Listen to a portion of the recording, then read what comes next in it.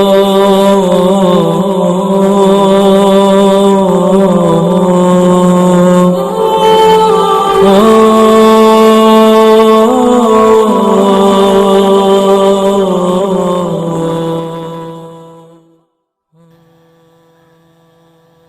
اللہ الرحمن الرحیم۔ السلام علیکم میرے معزز اور قابل احترام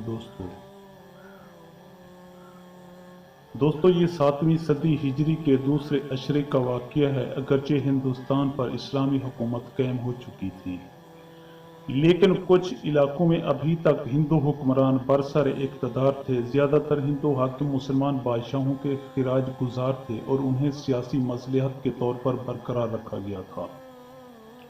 انہی ہندو حاکموں میں راجہ سیوستان بھی تھا۔ اس شہر کا موجودہ نام سیون ہے، جو حیدرآباد سندھ سے 88 میل کے فاصلے پر کیر تھر کی پہاڑیوں میں واقع ہے۔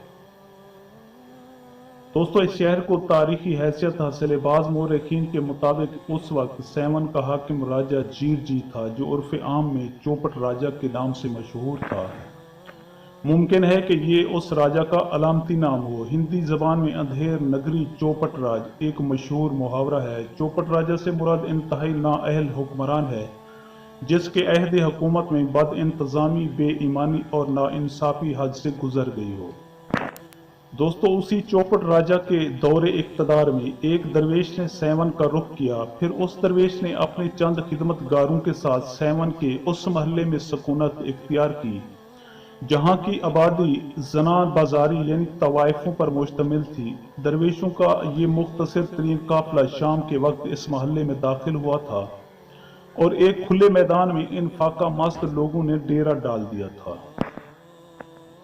رات بھر مختلف مقاموں سے ناچنے گانے کی آوازیں آتی رہیں۔ شراب کے نشے میں بدمست لوگ فجر کی اذان تک شور مچاتے رہے۔ درویش اپنے درود و وظائف میں مشغول رہا، مگر اس کے خدمت گاروں کی نیندیں اڑ گئیں۔ وہ ایک دوسرے سے سرگوشیوں میں باتیں کرتے رہے، یہ کیا محلہ ہے اور کیسے اس کے مکین ہیں۔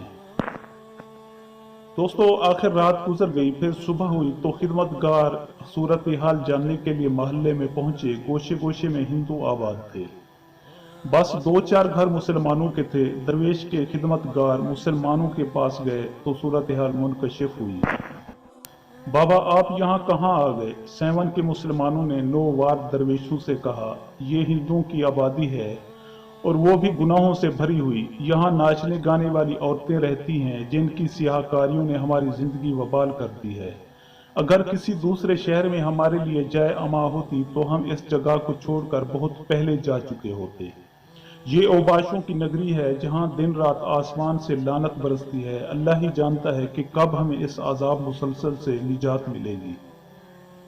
دوستو، درویش حیران و پریشان واپس لوٹ آئے۔ اپنے مرشد سے کہنے لگے کہ یا شیخ، یہاں سے جلد از جلد کوچ کر جائیں کہ یہ بستی ہمارے رہنے کے قابل نہیں ہے۔ آخر کیوں؟ شیخ نے اپنے خدمت گاروں سے پوچھا تو خدام نے تمام صورتحال بیان کر دی۔ ہم لوگ غلطی سے طوائفوں کے ایک محلے میں آ بسے ہیں۔ غلطی سے نہیں آئے بلکہ قاصداً بھیجے گئے ہیں۔ شیخ نے ایک خاص ادائے بے نیازی کے ساتھ کہا۔ شیخ، اس مصیبت کدے میں تو سانس لینا بھی دشوار ہے۔ درویش زنان بازاری کی بستی میں بہت زیادہ گھٹن محسوس کر رہے تھے۔ مسلمانوں کو اس لیے پیدا نہیں کیا گیا کہ وہ سازگار ماحول میں اپنے روز و شب بسر کرے اور چند روزہ زندگی گزار کر واپس چلا جائے۔ شیخ نے فرمایا، مسلمان ایک چراغ کی مثل ہے کہ جہاں تاریکی دیکھے وہاں چلا جائے اور اپنے وجود سے ظلمتوں کو دور کر دے۔ بے شک اس وقت ہم فاسقوں اور فاجروں کی بستی میں خیمہ زن ہیں، مگر ہمارا قیام یہاں عارضی نہیں ہے۔ یہاں درویشوں کا ڈیرا مستقل ہوگا اور اللہ اپنی قدرت سے اس بستی کی تمام غلاظتیں دور فرما دے گا۔ وہ پاک ہے، وہی اپنی پاکی کے صدقے میں اس زمین کی ساری کثافتیں دھو ڈالے گا۔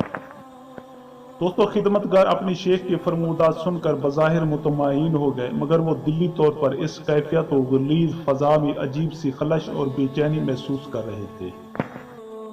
دن کے اجالے میں اہل محلہ نے اجنبی درویشوں کو بڑی حیرت سے دیکھا۔ لوگ ہنستے گاتے جھومتے لڑکھڑاتے اور خدا پرستوں پر استہزاء کرتے گزر رہے تھے۔ سورج اپنے مستقر پر گردش کرتا رہا یہاں تک کہ شام ہو گئی۔ अंधेरे की आमद से पहले ही यहाँ घर घर में चिराग जल जाते थे। अत्तर और फूल बेचने वाले गली के मोड़ पर खड़े हो जाते थे ताकि खरीदार इन बदमस्त अपने ज़ाहिरी और बातिनी ताफन को छुपाने के लिए खुशबुओं का सहारा ले सकें। बरसों से यही कारोबार जारी था, मगर आज की शाम अचानक बाजार का रंग बदल गया।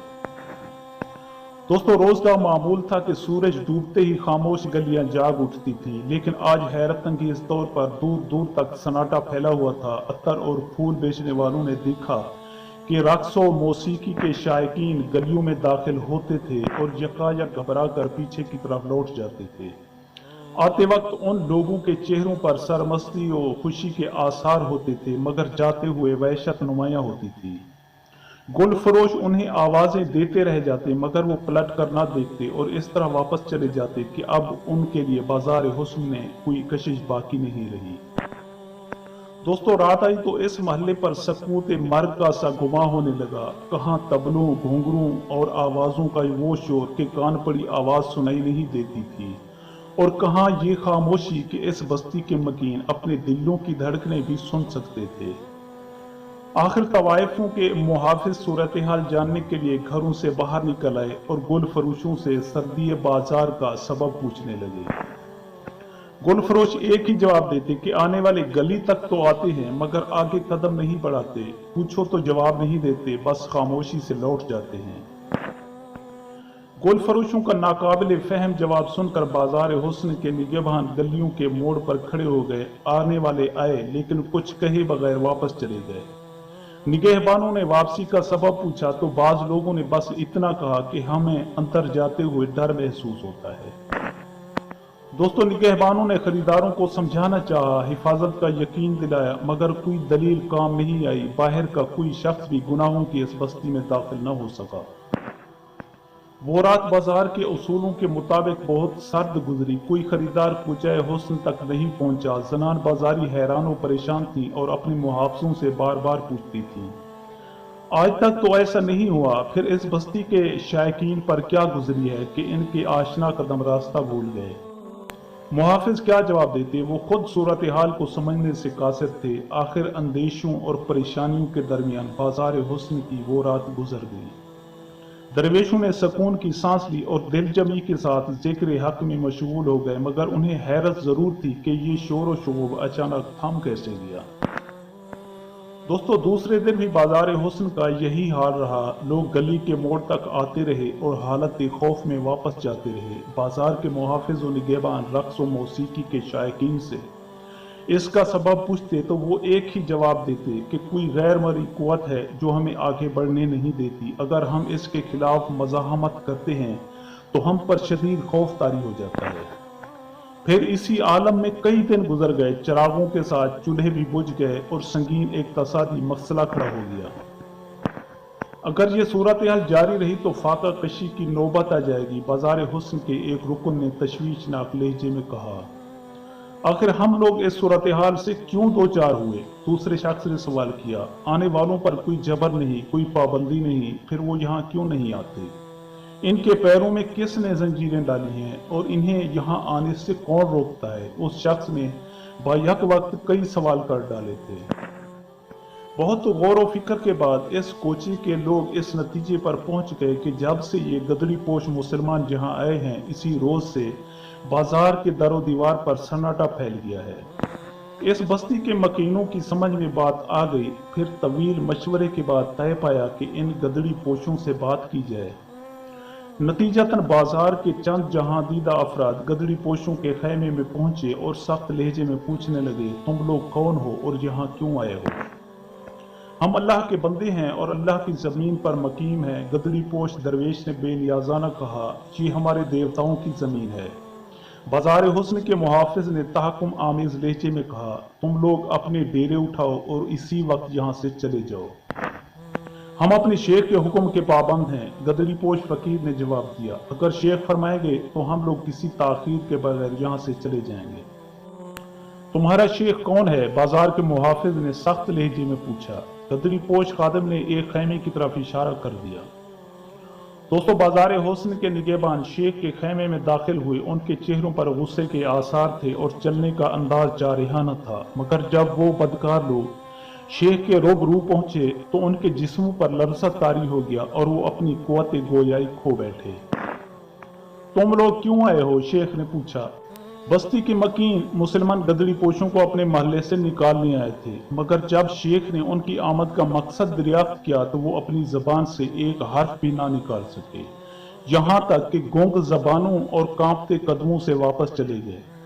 फिर तय पाया कि तवाइफें खुद गदड़ी पोश शेख की खिदमत में हाजिर हुई और उनसे आजाना लहजे में दरख्वास्त करी। आखिर तमाम जनान बाजारी शेख के खेमे में पहुंची और गरियावजारी के अंदाज में कहने लगी कि हमें मालूम नहीं कि आप कौन हैं और किस मकसद से यहाँ आए हैं, मगर इतना जरूर है कि आपकी वजह से हमारा कारोबार खत्म हो गया है।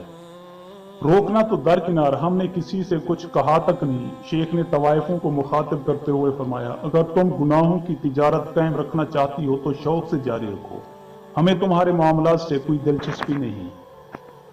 दोस्तों सेवन की बाजारी औरतें शेख के मफहूम को समझ न सकी और खुश खुश अपने घरों को लौट गईं। उनका ख्याल था कि गुम करदा राह खरीदार अपने ठिकानों की तरफ लौट आएंगे, मगर कई दिन गुजर जाने के बाद भी हुस्न शबाब की मंजिलों का कोई मुसाफिर लौट कर नहीं आया। तवाइफें दोबारा शेख की खिदमत में हाजिर हुई और शहर आरजू की बर्बादी पर मातम करने लगी। लोग कहते हैं कि जब तक आप यहाँ मौजूद हैं इनके कदम इस कूचे की तरफ नहीं उठ सकते। फिर तुम लोग क्या चाहते हो? गदड़ी पोश शेख ने जनान बाजारी से पूछा। बराह करम आप यहाँ से चले जाएं ताकि हमारे वीरान घरों का अंधेरा दूर हो जाए, तवाइफों ने अर्ज किया। जब तक आप यहाँ मौजूद हैं किसी मकान में कोई चिराग नहीं जलेगा। मजबूरी है, हम यहाँ से कहीं और नहीं जा सकते।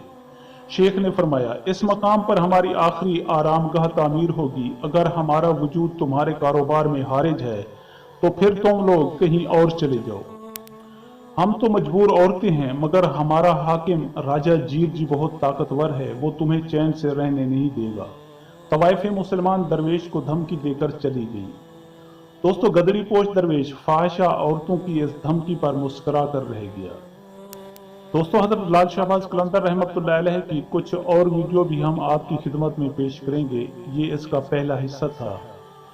दोस्तों मैं उम्मीद करता हूं कि आपको मेरी ये वीडियो अच्छी लगे। अगर आपको मेरी ये वीडियो अच्छी लगे तो प्लीज़ आप मेरे चैनल को सब्सक्राइब और इस वीडियो को लाइक ज़रूर कीजिए और अपनी कीमती आरा का इजहार नीचे कमेंट सेक्शन में करना मत भूलिए। शुक्रिया, खुदा हाफिज़।